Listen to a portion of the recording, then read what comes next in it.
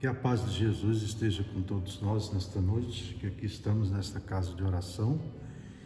E só um lembrete, a partir da próxima segunda-feira retornamos o horário normal, às 8 horas, às 18 horas, melhor dizendo, né? Então vamos mentalizar a figura de Jesus Cristo, nosso irmão superior, nosso modelo e guia. Pedimos a Ele todo o auxílio necessário nesta noite para com todos que aqui estão e também os nossos confrades que de uma certa forma não estão presentes, e também que Jesus possa também estender a sua infinita generosidade para com todos os demais credos religiosos nesse momento de turbulento de pandemia que passamos o mundo, né?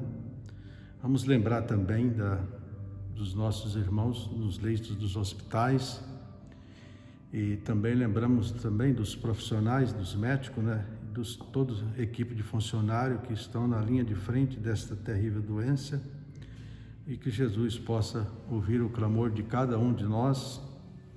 Então, lembramos também, né, dos nossos governantes, né, possa estar iluminado, conectado com Jesus, para que as coisas fluem de uma forma melhor, embora sempre preocupações, porque a estiagem já chegou e a água também começa a ficar escassa, né? E também lembramos do mentor desta casa de oração e da espiritualidade, né, desta casa, da equipe espiritual desta casa de oração. E também foi pedido, né, que nós lembrasse dos espíritos socorristas que estão trabalhando incessantemente, sem descanso. Incrível que pareça, eles também cansam para receber os nossos irmãos que está chegando do lado de lá, né? Está indo para o plano espiritual, e o alimento deles é a oração. Então, com a oração que Jesus nos ensinou, quando no plano terra Ele esteve, né? Então nós daremos o início desse trabalho desta casa nesta noite com a oração do Pai Nosso. Pai nosso que estais no céu, santificado seja o vosso nome. Venha a nós o vosso reino, seja feita a vossa vontade, assim na terra como no céu. O pão nosso de cada dia nos dai hoje.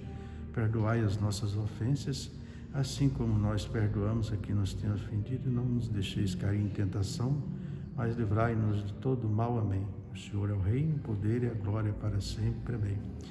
Pedimos à equipe espiritual desta casa o auxílio à nossa confrade das suas conclusões desta noite, que assim seja.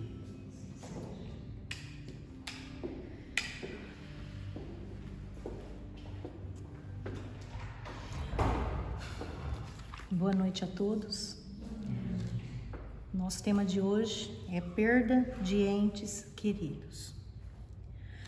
A perda de pessoas amadas é uma dor que atinge a todos, indistintamente, principalmente nestes tempos que estamos vivendo atualmente. A maioria das pessoas teme a desencarnação de um afeto e se recusa a pensar nessa possibilidade, mesmo em relação aos familiares mais idosos. A dor de uma separação dessas é muito profunda, pois são interrompidos os laços de afeto que são desenvolvidos ao longo de uma ou de várias existências. Mas a doutrina espírita vem nos ajudar no equilíbrio necessário ao enfrentamento desta prova, porque ela descortina para nós a possibilidade da vida após a morte do corpo físico, mostrando que a vida não acaba no túmulo e dando para nós a certeza do reencontro com aqueles que nós amamos na terra. A compreensão de que a vida continua depois da morte do corpo, que nós somos seres imortais, que o nascimento e a morte do corpo físico são ciclos naturais no processo de evolução, que sempre nós seremos amparados pelos espíritos benfeitores e espíritos familiares, que depois do desencarne nós vamos nos encontrar no plano espiritual com familiares e com espíritos amigos. Tudo isso é motivo de consolo quando nós vemos partir do mundo físico os nossos entes queridos. Com esta compreensão, como nós devemos então encarar a perda de nossos familiares, sejam jovens, idosos ou doentes, amigos, conhecidos? Entendendo que esta separação é momentânea, que a perda é apenas do contato físico entre nós e aquele ser amado. Porque o amor que nós devotamos a essas pessoas faz com que nós estejamos ligados a elas pelos laços do coração. As vibrações positivas que nós vamos enviar para estas pessoas através da oração vai fazer com que elas se sintam bem e vai encorajar essas pessoas a prosseguir nas suas tarefas e no seu aprendizado na outra dimensão da vida. Então é dessa forma que nós devemos procurar nos comportar. Cada um de nós, ao nascer, traz uma expectativa de vida. Quando nós demonstramos maturidade espiritual suficiente no plano espiritual, nos é permitido programar tanto as ocorrências que vão acontecer na nossa vida física, para a qual estamos nos preparando, como também a forma como nós vamos desencarnar. Então, o planejamento da existência corporal sempre vai visar o desenvolvimento moral do espírito. E por isso nós vamos escolher aquelas provas que mais vão contribuir com o nosso adiantamento moral, espiritual, mental. Não importa se estas provas que escolhemos vão nos causar dor, porque quando estamos na dimensão espiritual, a nossa perspectiva, a nossa visão é diferente de quando estamos no plano físico.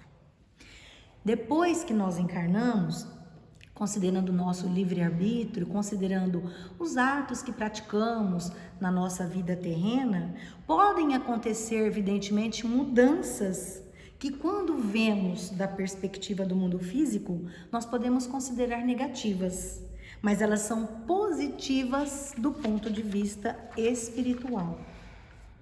Então, muitas vezes, aquilo que nós julgamos uma fatalidade ou uma tragédia é, na verdade, uma escolha enquanto espírito desencarnado, ou pode também ser um ato de benevolência divina, que permitiu, às vezes, um desencarne de uma forma menos dolorosa do que muitas vezes foi programada pelo próprio espírito, por nós ou por aquele ente querido que nós vemos partir. A questão 851 do Livro dos Espíritos traz para a gente a seguinte pergunta: haverá fatalidade nos acontecimentos da vida conforme o sentido que se dá a este vocábulo? Quer dizer, todos os acontecimentos são pré-determinados? E neste caso, que vem a ser do livre-arbítrio? Então, Allan Kardec, ele faz várias perguntas numa só. Ele questiona inicialmente se existe fatalidade no sentido do vocábulo como a gente conhece, como ele conhecia e as pessoas terrenas conhecem. Então, consequentemente, ele pensou o seguinte: se existe fatalidade, todos os acontecimentos já são predeterminados antes que a gente reencarne? Mas se forem as ocorrências todas pré-determinadas, como fica o livre-arbítrio? Porque o livre-arbítrio é a liberdade de escolha dos caminhos que nós seguimos. Então aí ele falou, se houver essa pré-determinação, como é que fica nesse caso o livre-arbítrio? E os espíritos respondem essa questão da seguinte forma: a fatalidade existe unicamente pela escolha que o espírito fez ao encarnar desta ou daquela prova para sofrer. Escolhendo-a, institui para si uma espécie de destino, que é a consequência mesma da posição em que vem a achar-se colocado. Ou seja, o espírito tem maturidade suficiente para escolher as provas, mas tendo em vista a posição em que ele mesmo se colocou com os atos que praticou anteriormente. Ou seja, ele tem a possibilidade de escolher, mas a escolha dele é uma consequência daquilo que ele fez anteriormente. Então, tendo consciência, tendo já passado por sofrimentos, por dores, ao desencarnar, revendo as suas vidas anteriores e tomando consciência dos atos que ele praticou, ele entende que precisa escolher determinadas provas que são ligadas àquilo que ele fez, para que ele possa resgatar, para que ele possa purificar esses atos que ele praticou. E eles acrescentam o seguinte: falo das provas, essas provas escolhidas, falo das provas físicas, daquilo que diz respeito ao corpo físico, Então, uma doença, uma morte violenta, essas são provas físicas, uma doença prolongada num leito de dor, certo?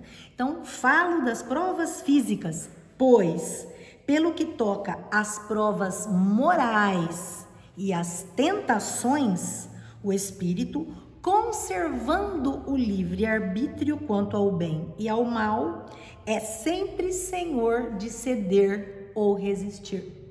Ou seja, as fatalidades que acontecem nas nossas vidas, são as escolhas que nós fazemos dessas provas físicas para enfrentar, para resgatar os nossos débitos do passado.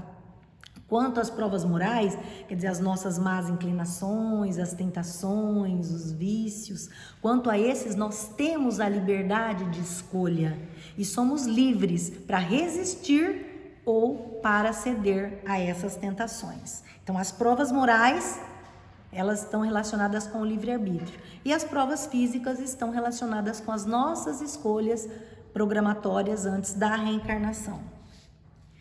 Então, em geral, a gente chama uma morte súbita, uma morte violenta, de fatalidade. Então, a gente compreende desta forma que esse é um meio pelo qual o espírito escolhe vivenciar suas provas ou resgatar os seus débitos do passado. E como é que o espírito reage a esse tipo de desencarnação? Por uma morte súbita, um acidente violento, um assassinato brutal. Isso vai depender do quê?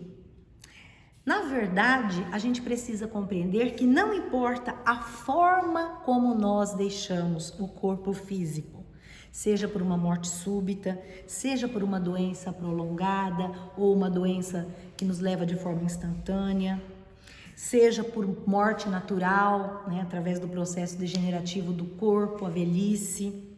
Então, não importa de que forma a gente parte do corpo físico, porque a forma como o nosso espírito vai encarar a morte vai depender não de como morremos, mas de como vivemos.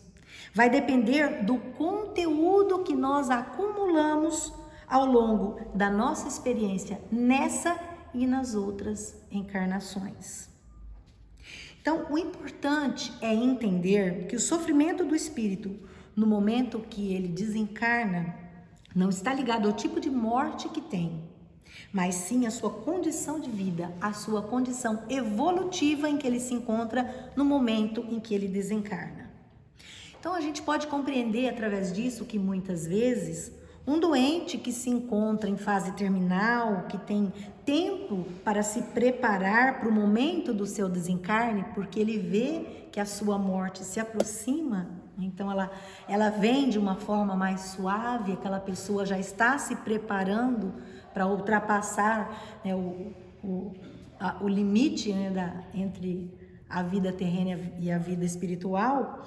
Então, muitas vezes, ela demora muito mais tempo para se desligar do corpo físico e da matéria, mesmo tendo esse prazo de preparação, do que uma pessoa que desencarna em condições súbitas ou de forma violenta. Por quê? Porque esta outra pessoa talvez pode estar mais preparada, mais evoluída para encarar essa separação súbita do seu corpo ou essa súbita mudança de estado do plano físico para o plano espiritual. Então, não nos esqueçamos, então, que quando analisamos a morte de um ente querido, nós também estamos falando daquilo que ele, como espírito, já conseguiu incorporar no seu ser ao longo dos séculos de existência. Portanto, o entendimento dele, daquilo que ocorreu com ele e a sua adaptação à nova vida, à vida espiritual, vai depender da sua condição evolutiva, conforme nós estamos falando. Na questão 154, Allan Kardec faz um outro questionamento com relação à separação do corpo pela morte. Ele questiona o seguinte: a separação da alma e do corpo é dolorosa? E os espíritos respondem: não, o corpo quase sempre sofre mais durante a vida do que no momento da morte. A alma, nenhuma parte toma nisso, nessa situação, né, do desencarne. Os sofrimentos que algumas vezes se experimentam no instante da morte são um gozo para o espírito, que vê chegar o termo do seu exílio.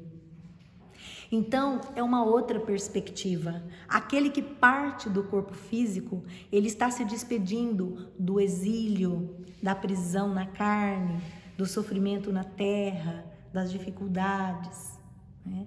Ele está partindo para a liberdade, é como se fosse um pássaro do qual se abre uma gaiola e ele parte para uma outra vida. O que deve ficar sempre claro é que Deus não abandona nenhum de seus filhos.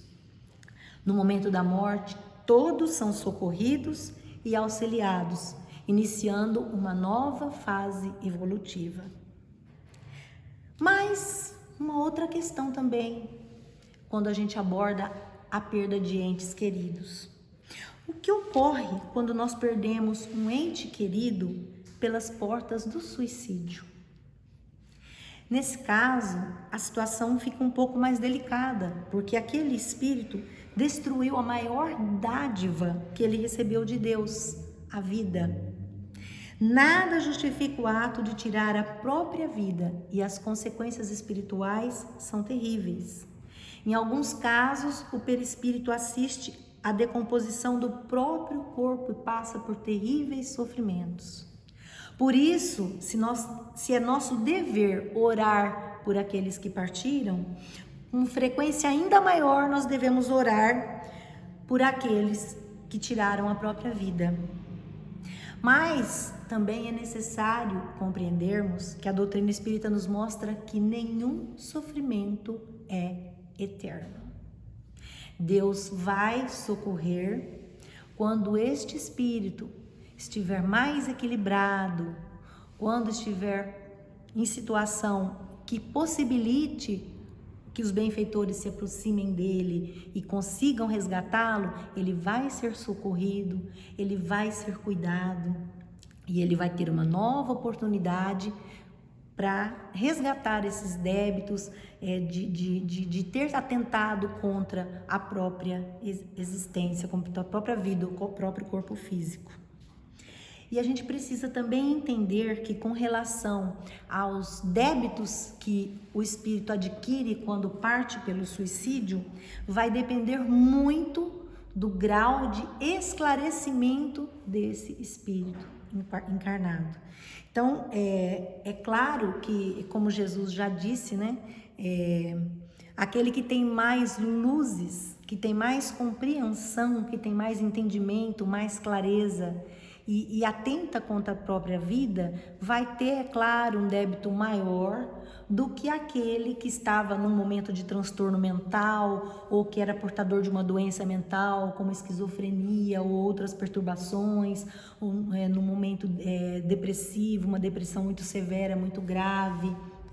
Então, o direito humano, ele imita de forma muito defeituosa e carente o direito divino, porque no direito humano se diz que as penas são proporcionais ao crime e que as circunstâncias que envolvem o crime também interferem no tamanho da pena.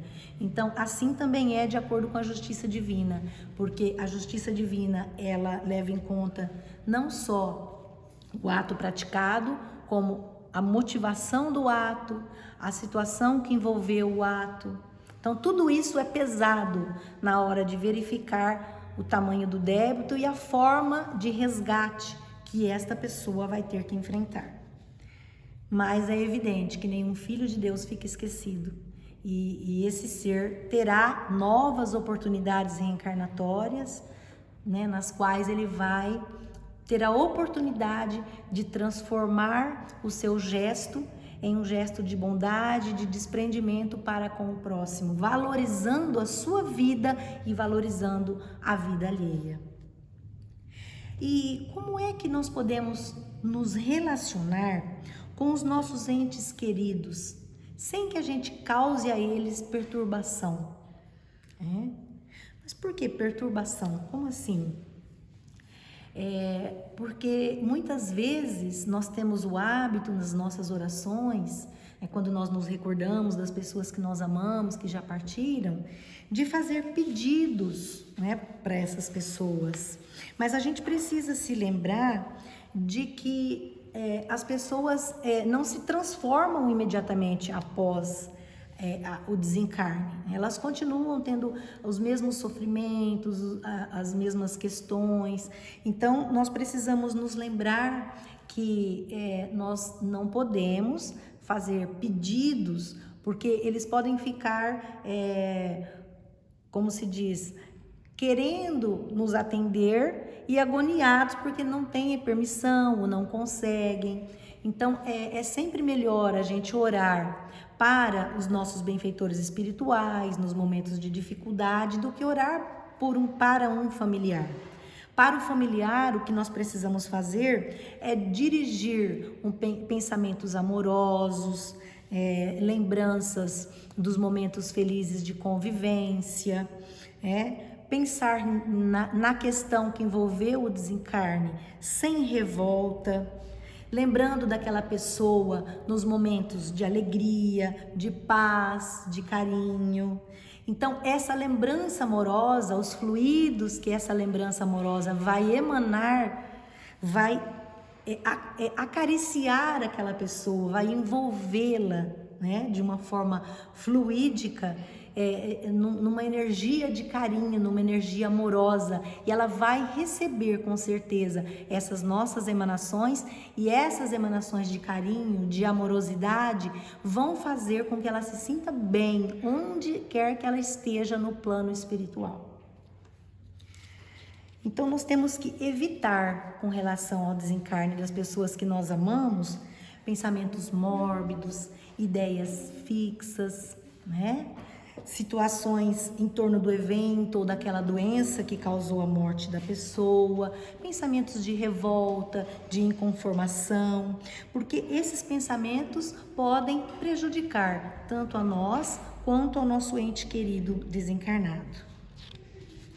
Então, quando nós recebemos mensagens mediúnicas daqueles que desencarnaram, é comum esses espíritos pedirem a nós que aqui ficamos, que nós tenhamos, com relação ao que aconteceu, compreensão, paciência, resignação e conformação, porque talvez não nos é dado naquele momento compreender toda a situação que envolvia o desencarne daquela pessoa.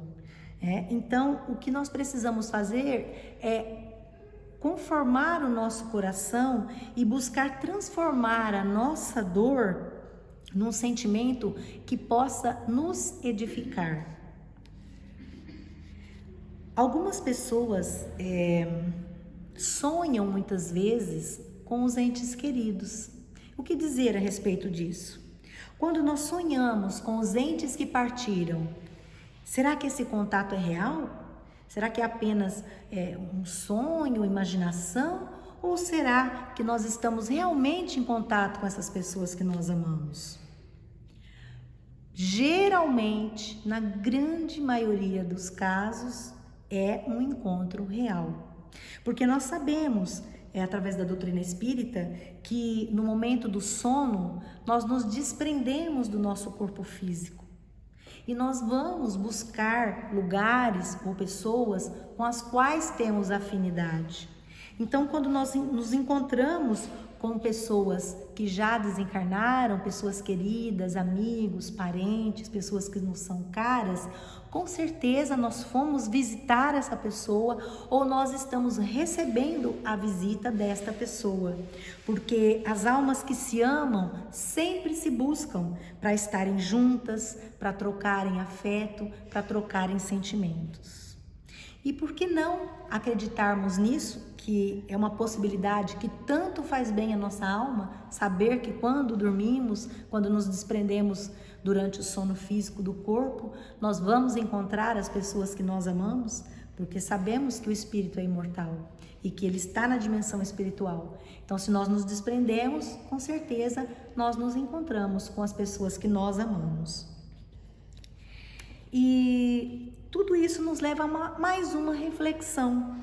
Se a vida continua após a morte, nós vamos nos reencontrar então, depois que nós também partirmos do corpo físico, com aqueles que partiram antes de nós?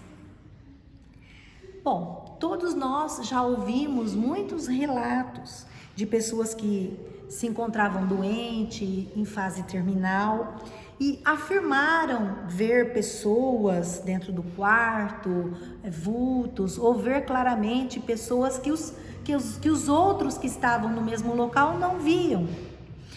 Por quê?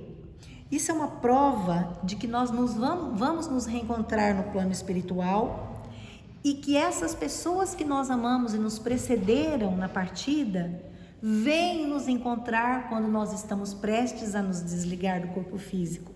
Então elas vêm ao nosso auxílio, ao nosso encontro, nos ajudar, nos esperar, né? Preparar a nossa chegada no plano espiritual. Então, por que essas pessoas que estão já numa fase terminal têm essa condição de visualizar o plano espiritual e os espíritos que são queridos? Porque nessa fase o espírito já está num processo de desligamento do corpo físico. Então ele vai ficando mais sensível, ele vai conseguindo perceber, captar, mesmo estando ainda preso ao corpo físico, mas ele já está um pouquinho na dimensão espiritual, então ele já é capaz de ter a percepção, mesmo não tendo mediunidade aflorada, mas ele já é capaz de ter esta percepção do que está ocorrendo à sua volta no plano espiritual, e muitas vezes comenta com quem está presente, né? Na questão 160 de O Livro dos Espíritos, nós vamos ver uma pergunta de Kardec a esse respeito. Então Kardec questiona o seguinte: o espírito se encontra imediatamente com os que conheceu na terra e que morreram antes dele? Então ele está perguntando, né? Quando nós desencarnamos, nós vamos nos encontrar imediatamente com as pessoas que nós amamos? E eles respondem: sim, conforme a afeição que lhes votava e que a eles lhe consagravam. Então, quer dizer, isso vai depender muito da afeição que existia entre essas duas partes, né? Porque muitas vezes nós cultivamos amizades, amores, laços que acabam por se desfazer na própria terra. Então, essas pessoas não vão estar nos aguardando e nem nós vamos procurá-las no plano espiritual. Só aqueles que realmente são laços muito mais fortes de afeto e que são antecedentes à encarnação e permanecem depois que partimos. Então, com esses, nós vamos nos encontrar com certeza. Então, eles completam a resposta. Muitas vezes, aqueles seus conhecidos o vêm receber a entrada do mundo dos espíritos e o ajudam a desligar-se das faixas da matéria. Encontra-se também com muitos dos que conheceu e perdeu de vista durante a sua vida terrena. Vê os que estão na erraticidade, como vê os encarnados e os vai visitar. Então, é sempre o afeto, é sempre o amor que nos liga uns aos outros. Fica então aqui a reflexão de que antes de sermos filhos ou termos filhos, nós somos filhos de Deus e que Deus cuida de cada um de nós, providenciando sempre as melhores situações para o nosso crescimento. Desenvolver nas nossas almas essa confiança irrestrita no amor de Deus nos ajuda a passar pelas dores necessárias ao nosso crescimento, considerando esse mundo em que nós vivemos. A morte precisa ser encarada como parte da vida. Precisamos aprender a pensar nessa realidade, porque a morte em geral é um assunto que nós evitamos. Precisamos pensar na morte sem morbidez, mas realisticamente, pois certamente, mais cedo ou mais tarde, nos defrontaremos com esta situação. Chico Xavier dizia que o melhor remédio para qualquer dor é o trabalho. O trabalho edificante, o trabalho no bem, a caridade, a ajuda aos semelhantes. Esse é o melhor caminho para quem sofre a perda de um parente querido ou enfrenta qualquer outro problema. Enxergar que nós não somos as únicas pessoas que sofrem no mundo e procurar compartilhar o amor de Deus com o próximo, o amor de Deus que existe dentro de nós. Todos nós somos dotados desta centelha divina. Então, compartilhar com o próximo, com os outros, com todos, lembrando, né, o próximo, a parábola do samaritano. Quem é o nosso próximo? Será que é o outro que está distante? O próximo está sempre bem próximo da gente, né? Então, vamos sempre compartilhar com o próximo, seja ele quem for, essa centelha divina que temos dentro de nós. Vamos procurar praticar também a caridade material para os doentes, os desafortunados, os que estão numa condição inferior, crianças abandonadas, animais. Vamos praticar também a caridade moral, que é o emprestar o ouvido, que é o dar um conselho quando pedem para nós, que é ouvir um desabafo, que é fazer uma visita para um amigo que está passando por um problema, por um momento difícil, né? Então, são pequenos gestos. Porque muitas vezes quando a gente fala em caridade, fala em se doar ao próximo, nós pensamos em grandes obras, em coisas monumentais. Não, a caridade são gestos pequenos, são coisas pequeninas que nós podemos fazer no nosso dia a dia, que muitas vezes fazem uma diferença tão grande na vida daquele que recebe, e o tempo passa, a gente se esquece daquele gesto. Mas aquela pessoa que recebeu, com certeza, depois de 10, 15, 25 anos, ela vai nos encontrar e ela vai lembrar. Eu lembro de você quando você fez isso, isso e assim para mim. Eu estava passando por um momento difícil. Você me ajudou. Então, quando nós enxergamos a dor alheia e quando nós trabalhamos para amenizar essa dor, nós acabamos esquecendo a nossa própria dor e acabamos curando as nossas feridas, além de merecer também, pelos nossos atos, o auxílio dos espíritos superiores para as nossas lutas do dia a dia. Para finalizar, vamos ouvir um texto contido no Evangelho segundo o Espiritismo. Esse texto foi psicografado em 1861 por um espírito que se denominava Delphine de Girardin. Era uma dama da sociedade parisiense que viveu na época de Allan Kardec, e essa dama foi jornalista, o esposo dela era um jornalista, tinha um jornal, publicava muitas matérias, ela contribuiu com a doutrina em vida e posteriormente, depois que desencarnou em 1860, ela continuou auxiliando na codificação através das mensagens que ela passava através das médiuns que auxiliavam Allan Kardec. O texto se chama A Verdadeira Infelicidade. Todos falam da infelicidade. Já a sentiram alguma vez e acreditam conhecer seus vários aspectos. Eu venho vos dizer que quase todas as pessoas se enganam e que a verdadeira infelicidade não é aquilo que os homens, ou seja, os infelizes, supõem. Eles a veem na miséria, na lareira sem fogo, no credor exigente, no berço vazio do anjo que sorria, nas lágrimas, no caixão que se acompanha com a fronte descoberta e o coração partido, na angústia da traição, na miséria do orgulhoso que gostaria de se vestir de ouro e que se esconde com dificuldade a sua nudez sob os farrapos da vaidade. Tudo isso e ainda há muitas outras coisas dá-se o nome de infelicidade na linguagem humana. Sim, é a infelicidade para aqueles que apenas veem o presente, mas a verdadeira infelicidade está mais nas consequências de um fato do que nele próprio. Dizei-me se o acontecimento mais feliz para o momento, mas que depois resulta em consequências desastrosas, não é na realidade mais infeliz do que aquele que à primeira vista causa uma viva contrariedade, mas acaba produzindo bem? Dizei-me se a tempestade que quebra as árvores, mas que saneia o ar ao eliminar os vírus insalubres que causam a morte, não é antes uma felicidade do que uma infelicidade?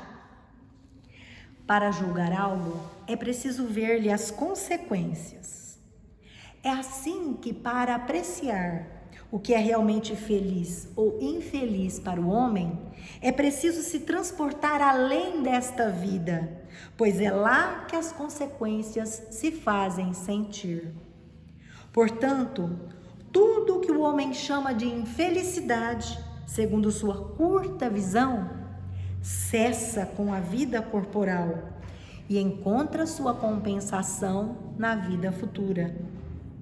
Vou revelar-vos a infelicidade sob uma nova face, sob a forma bela e florida que a acolheis e desejais, com todas as forças de vossas almas iludidas. A infelicidade é essa alegria falsa, esse prazer egoísta, a fama enganadora, a agitação fútil, a louca satisfação da vaidade, que faz calar a consciência, que perturba a ação do pensamento, que confunde o homem quanto ao seu futuro. A infelicidade é o ópio do esquecimento que buscais incessantemente. Esperai, vós que chorais, acautelai-vos, vós que rides, pois vosso corpo está satisfeito. Ninguém transgride impunemente as leis de Deus. Ninguém foge da responsabilidade de seus atos. As provações, essas credoras impiedosas e cruéis, com a sequência de desgraças que nos atinge na miséria, observam o vosso repouso enganador, para vos mergulhar, de repente, na agonia da verdadeira infelicidade, aquela que surpreende a alma enfraquecida pela indiferença e pelo egoísmo. Que o Espiritismo vos esclareça e recoloque no seu verdadeiro lugar a verdade e o erro, tão estranhamente desfigurados pela vossa cegueira. Então, agireis como bravos soldados, que ao invés de fugir do perigo, preferem as lutas em combates arriscados do que a paz que não lhes pode dar nem glória nem promoções. O que importa ao soldado perder durante a ação suas armas, seus equipamentos, suas roupas, contanto que saia vencedor e com glória? O que importa aquele que tem fé no futuro deixar no campo de batalha da vida sua fortuna e sua veste carnal, contanto que sua alma entre gloriosa no reino celeste? Então, essa é a mensagem da noite para nossa reflexão. Muito obrigada.